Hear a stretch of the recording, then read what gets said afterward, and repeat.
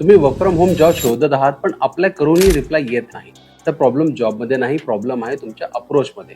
आज मी तुम्हाला complete roadmap सांगणार आहे की तुम्ही कशा पद्धतीने वर्क फ्रॉम होम जॉबसाठी अप्लाय करू शकता. नमस्कार मित्रांनो, मी आहे Sachin from digital Mantra Marathi channel.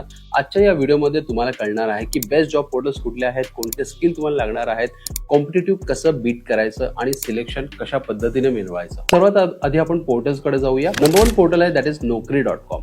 Best for full time जॉबसाठी आहे.